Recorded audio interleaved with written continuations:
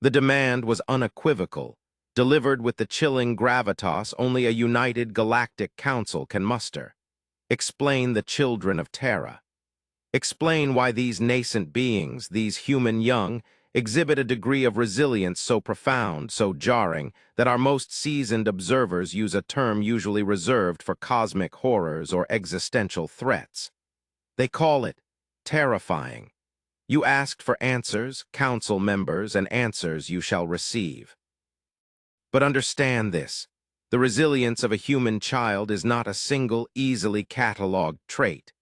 It is a symphony of brutal truths, a crucible forged in the heart of a chaotic world, a dynamic interplay of biological imperative and environmental pressure that creates something unexpectedly formidable.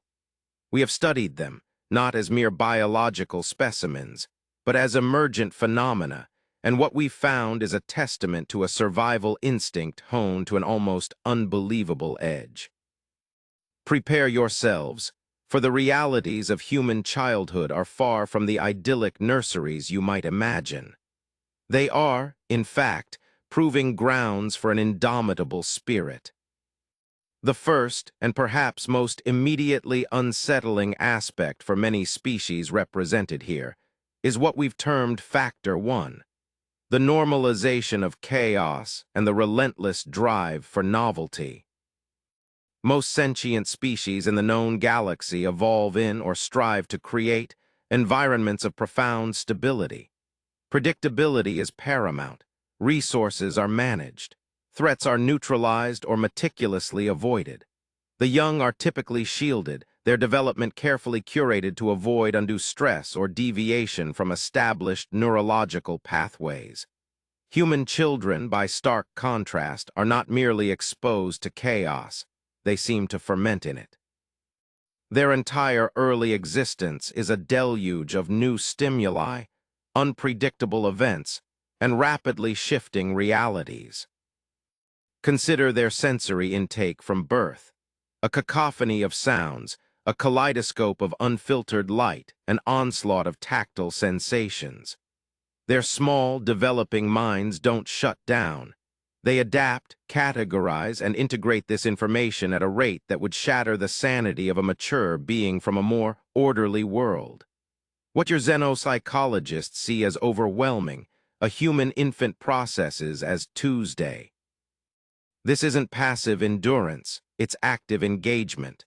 Present a human child with a perfectly ordered environment, and their first instinct is often to introduce an element of disorder, to stack blocks only to gleefully knock them down, to take meticulously arranged objects and redistribute them according to an internal, often inscrutable logic. This isn't malice, it's exploration. It's a fundamental drive to understand the parameters of their reality by actively perturbing it. Think of the early learning environment, the home. One moment it's a quiet space, the next it's a whirlwind of parental activity, sibling rivalry, sudden loud noises from external machinery, or the blare of a communication device. They learn to sleep amidst clamor, to focus amidst distraction. This constant, low-level and sometimes high-level chaos isn't seen as detrimental by their species, it's simply life. And they don't just cope, they become connoisseurs of novelty. A new toy, a new face, a new environment, these are not sources of anxiety but potent attractors. Their brains are wired for the new, hungry for it, because in their evolutionary history, the ability to rapidly assess and adapt to novel situations was directly linked to survival on a planet that is, by galactic standards, a barely tamed death trap. This terrifying resilience to chaos means that what would be a debilitating shock to the system for the young of many other species, a sudden change in habitat, caregivers, or routine, is often met by a human child with a period of observation, followed by tentative, then increasingly confident exploration and adaptation. They possess an innate flexibility that makes them incredibly robust. They fall, they get up. They are confused, they observe until confusion gives way to understanding, or at least a working hypothesis. This isn't a learned skill in the traditional sense. It's a foundational operating principle. And it's why, when faced with the unknown, where others freeze, the human child often leans in. This, council members, is just the beginning of their unsettling fortitude. Factor 2, the play protocol, a brutal self-imposed training regimen. What humans label as play is, from an objective, off-world analytical perspective, one of the most intense, varied, and shockingly effective developmental training programs ever witnessed. Your observers initially struggled to categorize it. It lacks the formal structure of education, the clear objectives of deliberate practice, yet its outcomes are undeniable. Human children, when left to their own devices or even guided by their caregivers, engage in activities that simulate an astonishing array of life-or-death scenarios, complex social negotiations, and extreme physical and emotional challenges. Consider rough-and-tumble play. To an outsider, it can appear as uncontrolled aggression, wrestling, chasing, mock fighting. Yet within this apparent chaos are sophisticated, rapidly processed rules of engagement. Children learn to gauge their strength against others, to understand limits, to experience dominance and submission, to give and receive nonverbal cues about consent and escalation. They experience minor pain, a scraped knee, a bumped head, and learn to differentiate it from genuine injury, to manage the discomfort, and crucially, to get back into the game. Each fall, each minor collision is a data point, calibrating their physical awareness and their pain tolerance. This is not carelessness, it is embodied research. Then there's imaginative play.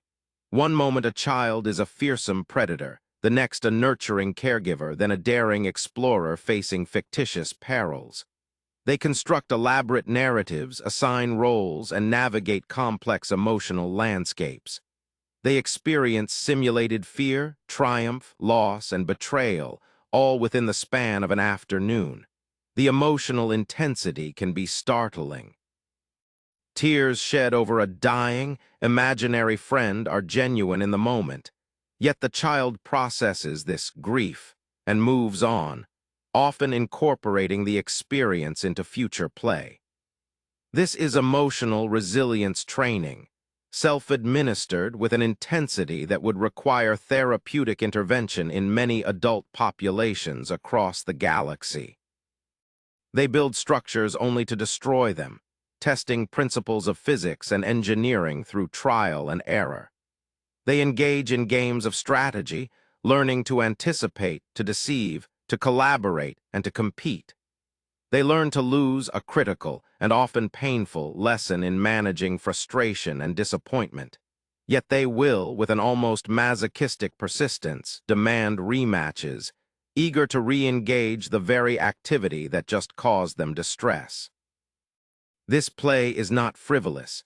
It is the human child's primary method of understanding and mastering their world.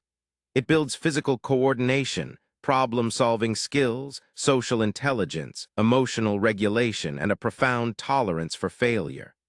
The sheer volume of micro-failures a child experiences and recovers from during play, a dropped ball, a misunderstood rule, a toppled tower, a lost argument, is staggering. Each one is a tiny inoculation against the larger setbacks of life. To species that mature in carefully controlled environments, this relentless, self-inflicted cycle of challenge, failure, and adaptation is, frankly, terrifying. It produces beings who are not afraid to try, to fail, and to try again, because that is the very essence of their earliest and most formative experiences. Factor 3. Extraordinary emotional elasticity and rapid recovery cycles. One of the most bewildering characteristics of human children for your xenopsychologists is the sheer speed and intensity with which they experience and transition between emotional states. An adult member of many esteemed council species might experience a significant emotional event, grief, anger, profound disappointment, and require considerable time, perhaps even structured support, to process and return to baseline. A human child, however, can traverse the entire emotional spectrum with an alacrity that borders on the alarming. Imagine, if you will, a young human experiencing acute frustration. Perhaps a desired object is denied, or a task proves too difficult. The response can be explosive: screaming, crying, physical displays of rage, a full-blown tantrum that, in an adult of another species, might signify a severe psychological break. Yet mere minutes later, sometimes seconds, if the stimulus is removed or a distraction offered, that same child can be observed laughing, playing, or expressing affection, with little to no lingering residue of their previous distress. This isn't to say their emotions are shallow. On the contrary, the depth of their sorrow over a broken toy or a perceived slight can be utterly consuming in the moment. The terror they experience from a nightmare is visceral. The joy in a simple pleasure is radiant and absolute. The key is not the lack of depth, but the elasticity, the ability to be stretched to an emotional extreme and then rapidly snap back to a state of equilibrium or even an opposing emotional state. This rapid cycling is not a sign of instability in the human young. It's a vital adaptive mechanism. Their world, as we've established, is inherently unpredictable. The ability to quickly process and move on from negative emotional states, fear, anger, sadness, prevents them from becoming paralyzed by adversity. If every minor setback induced a prolonged period of grieving or incapacitating anxiety, they would never learn to walk, to speak, or to interact with their environment effectively. Consider social interactions. A squabble with a peer resulting in tears and accusations can be followed, often within the same hour, by renewed cooperative play, the earlier conflict seemingly forgotten, or at least forgiven, with an ease that baffles species with longer social memories or more rigid codes of honor. This isn't a lack of principle. It's a pragmatic understanding that social connection is valuable, and that holding onto negativity is often counterproductive to their immediate goals, which usually involve more play, more exploration, more learning. This emotional resilience is forged in countless micro-experiences. The scraped knee that brings tears, followed by a comforting word and a return to activity. The frustration of not being understood, leading to intensified efforts to communicate. The fear of the dark, gradually overcome by repeated safe exposures. They learn implicitly that emotions, however powerful, are transient states, not permanent conditions. This capacity to feel deeply, yet recover quickly, is a cornerstone of their terrifying ability to endure. They don't just bounce back. They absorb the impact and often seem to convert its energy into renewed engagement with life. To species where emotional wounds fester, this rapid, almost alchemical, transformation of distress into renewed vigor is profoundly unsettling and suggests a psychological architecture designed for a very different kind of existence. Factor 4. The innate and relentless drive for autonomy and boundary testing. From a remarkably early age, human children exhibit a powerful, almost primal urge for self-determination. This isn't taught, it erupts. The toddler's insistent cry of "me do it," even when patently incapable of the task, is not mere petulance. It is the nascent roar of an independent will, a declaration of intent to master their own existence. This drive, council members, is a relentless engine of their development and a key source of their resilience. This quest for autonomy inevitably involves pushing against established boundaries. Caregivers, societal norms, even the laws of physics are constantly probed, tested, and sometimes overtly challenged. The why? phase, which can seem an exercise in parental patience testing, is in reality a sophisticated information gathering and reality testing protocol. The child isn't just seeking an answer. They are probing the limits of authority, the consistency of rules, and the underlying logic, or lack thereof, of their environment. Each boundary successfully identified or even transgressed and met with a consequence helps them build a mental map of their operational space. This boundary testing is inherently risky. It leads to falls, to minor injuries, to social disapproval, to frustration. Yet the drive persists. A child will reach for a forbidden object again and again, not always out of defiance, but to understand the nature of the prohibition. They will attempt to climb too high, run too fast, explore too far, driven by an insatiable curiosity and an internal imperative to expand their sphere of competence. The terrifying aspect from an external perspective is that this process is largely self-directed and often embraces failure as a data point. Unlike carefully curated developmental programs where success is scaffolded and failure minimized, the human child's path to autonomy is littered with small defeats. They try to pour juice and spill it. They try to tie their shoes and create a knot. They try to assert their will and are overruled. Each of these failures is painful in its own way, yet they rarely lead to a cessation of effort in the long term. Instead, they lead to modified attempts, to observation of more successful strategies in others, and to an eventual hard-won mastery. This relentless pursuit of doing things for themselves, even when it's inefficient or difficult, forges a profound sense of agency.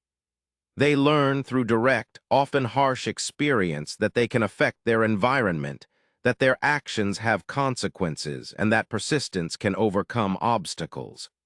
This isn't the passive resilience of enduring hardship. It's the active resilience of striving, failing, and striving again.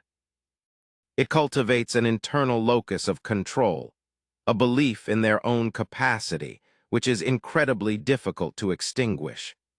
To species that prioritize conformity and hierarchical instruction for their young, this early, insistent, and often messy self-assertion can appear chaotic, even insubordinate, but it is the very bedrock of the human child's ability to later face larger, more significant challenges with a sense of personal power and an unwillingness to be easily deterred. Factor 5. The paradox of apparent fragility versus functional indestructibility. Observe a human child, council members. Physically, they appear delicate.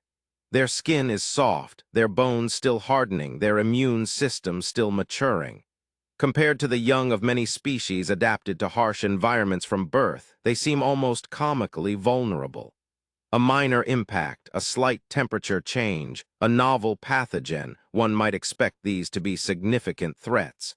And indeed, they require a degree of care and protection. Yet this apparent fragility masks a startling, almost perverse functional indestructibility. The sheer number of physical insults a typical human child endures and recovers from in their early years is, by any galactic medical standard, astounding. They fall from heights that would alarm safety officers on your starships, off beds, downstairs, out of trees. They collide with objects and each other with surprising force. They ingest substances of dubious origin. They are besieged by a constant barrage of viruses and bacteria. And what is the typical outcome? A cry, perhaps some tears, a bruise, or a scrape, maybe a temporary illness. Then, with a speed that defies medical logic for such fragile beings, they are back. Back to running, jumping, exploring, seemingly unfazed, their bodies rapidly repairing, their spirits undimmed. This isn't to say they don't suffer injury, but their baseline for recovery, their sheer tenacity in the face of repeated physical adversity, is extraordinary. This paradox is terrifying because it's unpredictable. If they were consistently robust, strategies could be formed. If they were consistently fragile, protocols could be enacted. But this oscillation between vulnerability and an almost rubber-like ability to bounce back from physical shocks makes them an analytical nightmare. It's as if their biology has a hidden, override system that kicks in when damage is incurred, prioritizing rapid recovery and return to function above all else. Consider the common childhood illnesses. A human child might endure half a dozen or more distinct viral infections in a single year, each causing fever, discomfort, and lethargy. For many species, such repeated systemic stress would lead to chronic weakness or developmental delays. For human children, it's often dismissed as just a phase, and each encounter seems to further temper their immune systems, making them more robust over time. They are essentially field testing and upgrading their biological defenses in real time, using the environment itself as a vast, uncontrolled laboratory. This resilience isn't just physical. It extends to their ability to withstand environmental stressors. They adapt to varying climates, to different diets, to levels of environmental pollution that would challenge mature adults of other species. This isn't about thriving in optimal conditions. It's about persisting in suboptimal ones.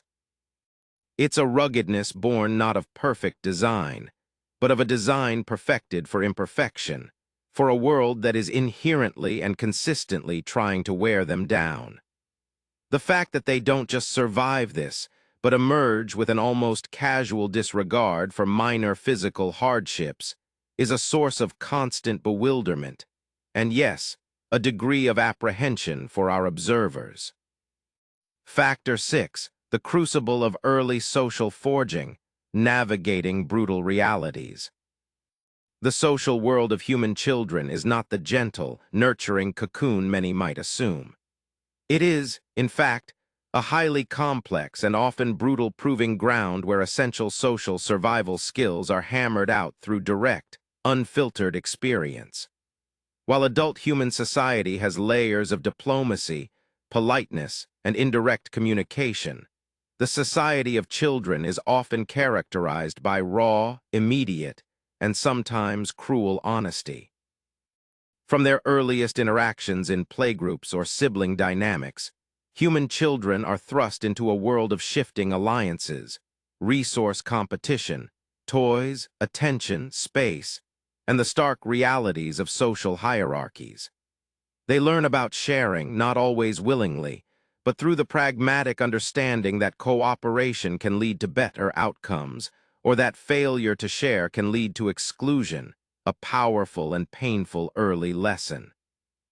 They experience betrayal, a best friend who suddenly prefers another, a secret shared and then broadcast.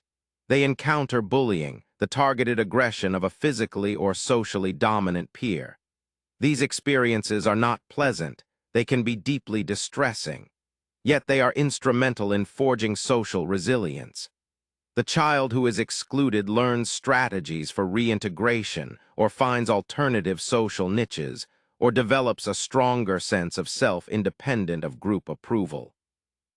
The child who is mildly bullied learns, ideally with some adult guidance, but often through their own trial and error, to stand up for themselves, to seek help, or to develop avoidance and de-escalation tactics.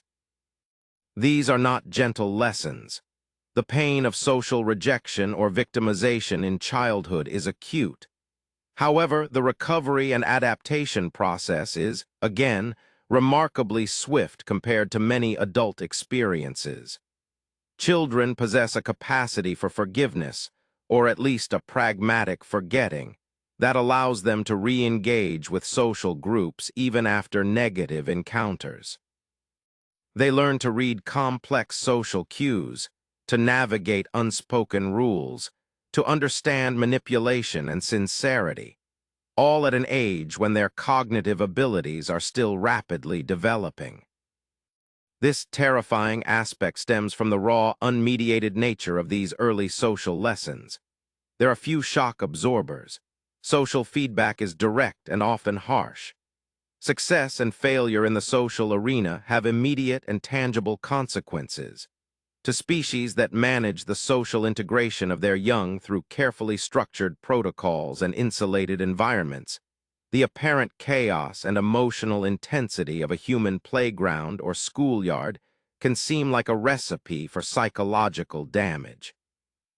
Yet it is within this crucible that human children develop a nuanced understanding of social dynamics, a capacity for empathy, often learned by first being on the receiving end of its absence, and a toughness that prepares them for the far more complex, though often more subtly expressed, brutalities of adult social and political life. They are, in essence, training for social combat from their earliest years, and they become remarkably adept navigators of its treacherous terrain. Factor 7. Neurological plasticity as a strategic weapon. The brain of a human child is a marvel of adaptive engineering, a biological supercomputer with a capacity for learning and rewiring that is almost unparalleled in the known galaxy, especially during its early developmental window. This extreme neurological plasticity is not just a feature of their growth. It is, in effect, a strategic asset, allowing them to absorb and integrate information, skills, and environmental nuances at a rate that is, frankly, terrifying to species with more fixed neural architectures. Consider language acquisition. A human child can typically acquire one, two, or even more complex linguistic systems with seemingly little formal instruction, simply through immersion. They absorb vocabulary, syntax, and subtle idiomatic expressions with an efficiency that adult learners of any species can only envy. This isn't just mimicry, it's deep structural assimilation. Their brains are literally configuring themselves around the patterns of communication they encounter. This extends beyond language.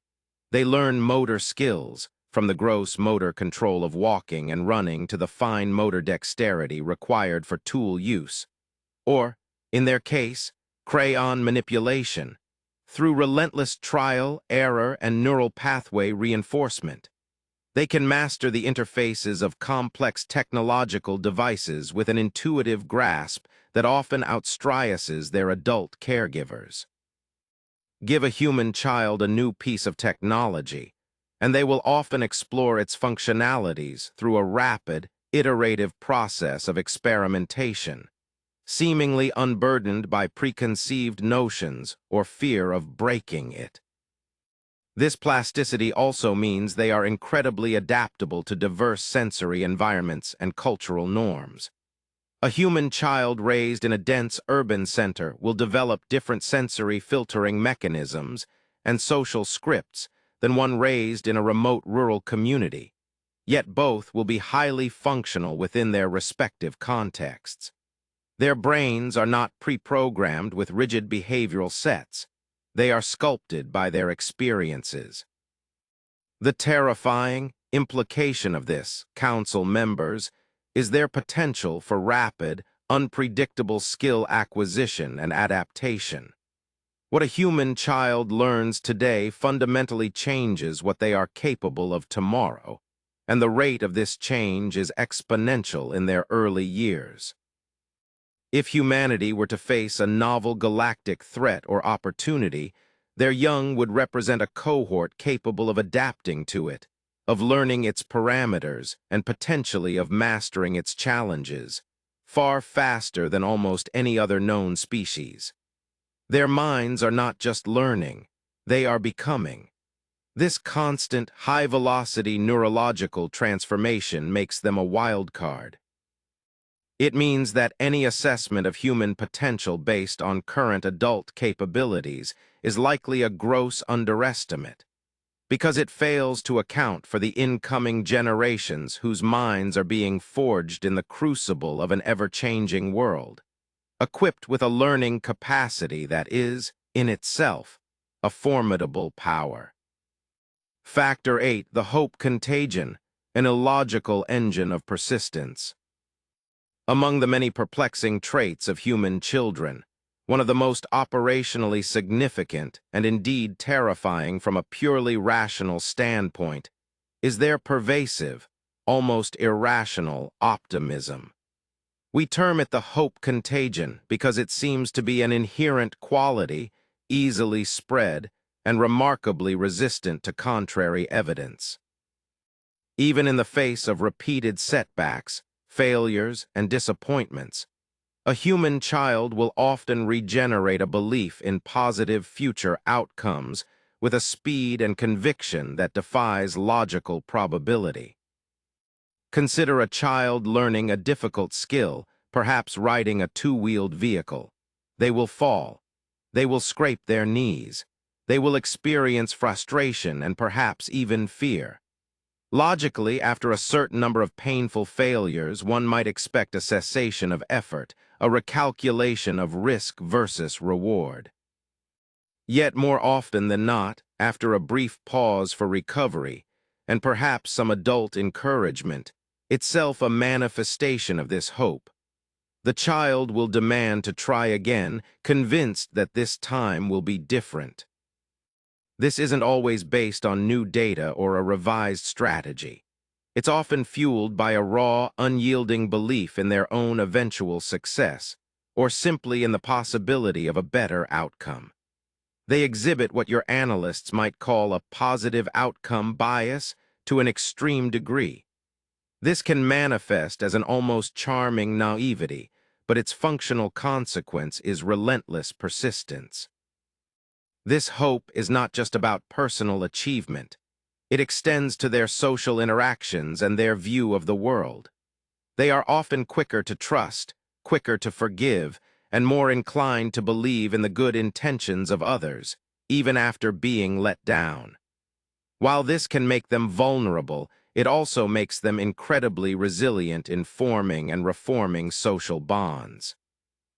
A broken promise might cause acute distress, but the underlying expectation that promises should be kept and that future promises will be often remains intact.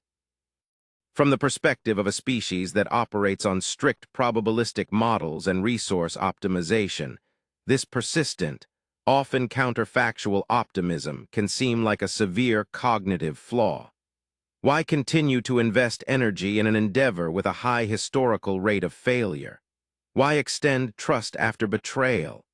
The terrifying answer is that this illogical hope is precisely what fuels their capacity to overcome insurmountable odds. It allows them to attempt tasks that a more rational being would deem impossible. It allows them to endure periods of hardship with the conviction that things will eventually improve. This isn't to say they are incapable of despair, but their baseline emotional state seems to have a powerful gravitational pull towards hope. It is a psychological immune system that fights off cynicism and resignation. And because it's so easily transmitted, a hopeful child can uplift a room, a hopeful story can inspire action. It acts as a collective resilience mechanism. This deeply ingrained, almost biologically programmed optimism, this refusal to accept defeat as a permanent state, is a powerful, unpredictable force, an engine that drives them through adversity long after more logical systems would have shut down. Factor 9. Inheritors of a death world. Resilience as evolutionary mandate. To fully grasp the terrifying resilience of human children, council members, one must first appreciate the nature of their planet of origin.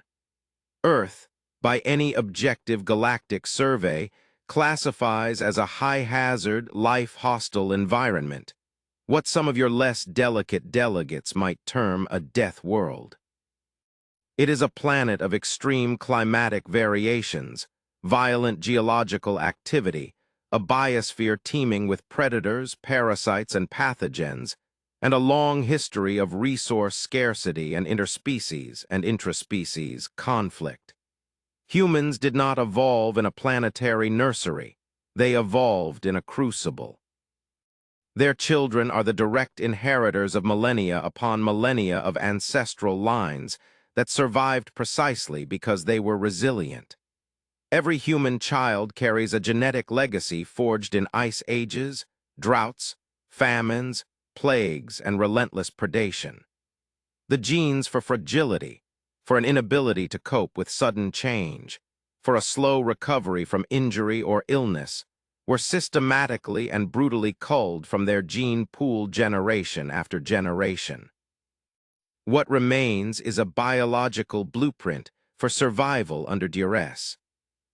Consider the baseline physiological tolerances of a human. They can survive, even adapt, to a range of temperatures, altitudes, and humidities that would be lethal to many species. Their omnivorous digestive system allows them to extract sustenance from an astonishing variety of organic matter, a crucial advantage on a planet where preferred food sources could unpredictably vanish. Their immune systems are not merely reactive. They are aggressively adaptive, constantly cataloging and developing defenses against a ceaseless onslaught of microscopic threats. This isn't just about physical toughness.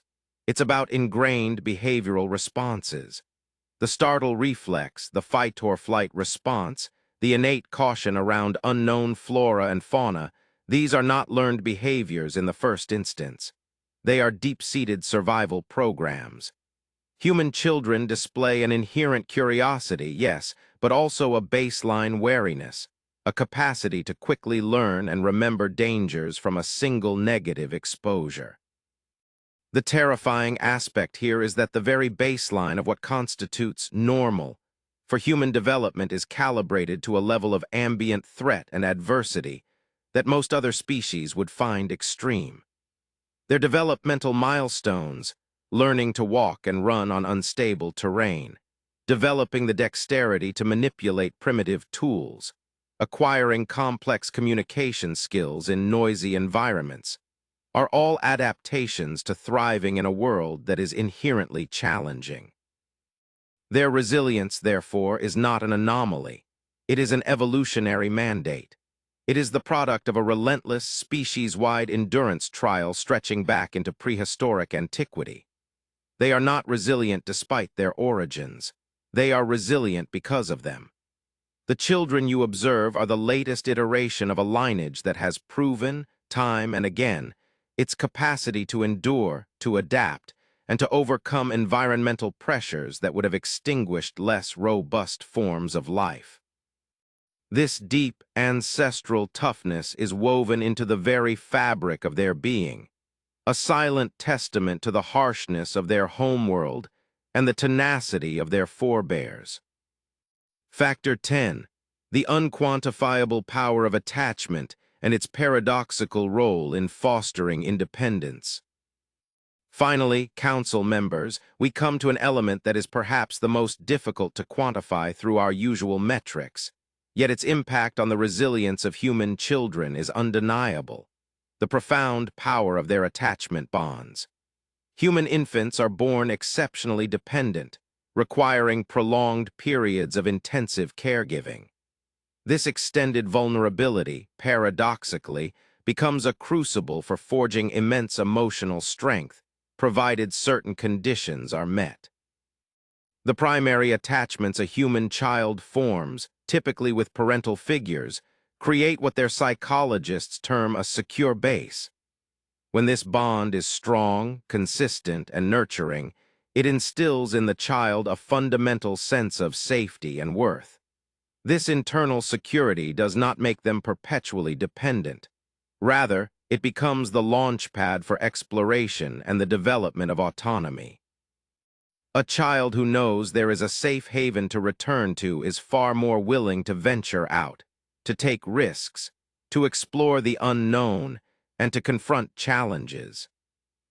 The terror here, for observers accustomed to species where young are either rapidly independent or remain symbiotically enmeshed, lies in the sheer power of these emotional bonds and their complex interplay with the drive for independence. These bonds are not merely practical arrangements for care. They are deeply emotional, almost spiritual connections that shape the child's entire worldview and their capacity to cope with stress. When this bond is secure, the child internalizes a sense of being valued and protected, which acts as a powerful buffer against adversity. They can face setbacks, social rejection, or frightening experiences, and draw upon this internalized security to maintain their equilibrium. Conversely, disruptions or severe inadequacies in these primary attachments are known to be significant risk factors for later difficulties. This itself highlights the critical role these bonds play. However, even in less than optimal attachment scenarios, human children often display a remarkable ability to seek out and form compensatory attachments with other caregivers, siblings, peers, or even animals, demonstrating a relentless drive to connect and find emotional sustenance. This system is terrifyingly efficient. The investment of intense emotional energy from caregivers, often involving significant self-sacrifice, produces young who are not only emotionally regulated, but are also imbued with the confidence to eventually separate and function independently. It's a system that uses profound dependence to cultivate profound independence. Furthermore, the empathy, compassion, and capacity for complex social cooperation that are hallmarks of human society are largely learned and patterned within these early attachment relationships. This soft factor of emotional connection, this seemingly unscientific notion of love and security, is in fact a hardwired biological and psychological imperative that underpins much of the resilience we observe. It provides the emotional fuel for exploration, the comfort needed for recovery from distress, and the template for future healthy relationships. To dismiss it because it is difficult to measure would be to ignore one of the most fundamental sources of human strength, a strength that allows their children to face a challenging world not as isolated units, but as beings deeply connected to and drawing power from their social and emotional foundations. So, Council members, you demanded answers to why human children are so terrifyingly resilient. The answer, as you now see, is not a simple one.